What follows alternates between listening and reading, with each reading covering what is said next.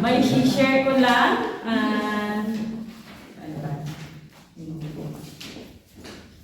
Yung paglilingkod natin sa Diyos is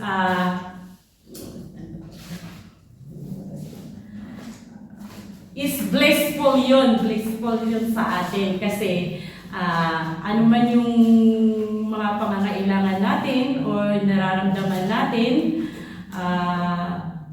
mga hinihiling natin, para sa akin, na ibibigay naman niya yon. Siguro may mga part lang na medyo mabagal yung iba, pero kung talagang nagpipray ka ng taimtim sa puso mo talaga, granted naman kaagad.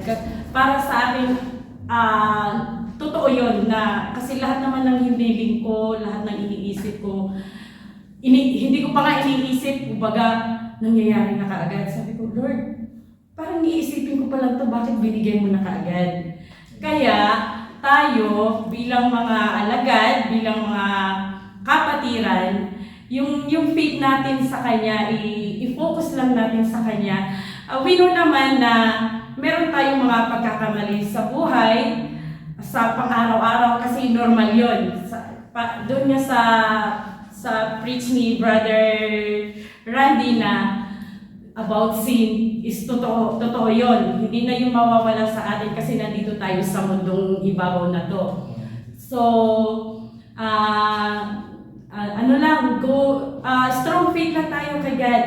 Magbigay lang tayo ng papuri palagi sa Kanya. And alam niyo ba na pag palagi tayong nagbibigay sa Kanya, ay marami din siyang ibibigay sa atin. Naniniwala ba kayo? Nangyayari din yan sa akin kasi minsan sabi ko, wala na pala akong budget. Kinakalculate ko yun, pamasahin na lang to. Pero ito, hindi ko ito gagalawin. Sabi ko, kasi next week sasahod naman ako. Basta itong offer na to, para kay Lord to. Tapos minsan, umaano talaga, sabi ko, bayan na lang yung pera ko. Paano ako magsisimba? Alam mo, biglang may nangyayaring nagkakapera ako para makapagsimba ako. Para may maibigay ako sa Kanya, kay Lord. Ano yun. Basta yung alam niyo yung kalooban niyo palagi na Lord, ito ginagawa ko to para sa iyo, regalo ko to sa iyo kasi yung mga binibigay mo sa akin is naman worth it, nakakatulong, ginagawa ko ng mabuti. And then yung pamilya ko, mga anak ko, magulang ko, mga kapatid ko na nabibigyan ko kasi binibigyan mo ako palagi. May pray lang po ako ha. Basta po, yung pagbibigay natin para kay Lord, ibigay nyo lang yung kung ano talaga yung nararamdaman nyo.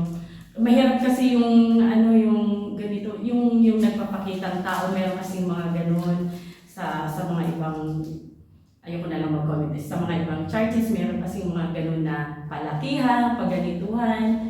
Yung sa atin lang kasi siyempre mga OFW tayo, pinaghihirapan natin yung kinikita natin. So, maglaan tayo ng para kay Lord. Amen? Okay. I pray na, Heavenly Father, we humbly submit to your will. We desire to live according to your plan and glorify you in all we do. Holy Spirit, please come and lead us. We trust that your guidance is always for our best. May your will and promises remain in our hearts. In Jesus' name we pray. Amen.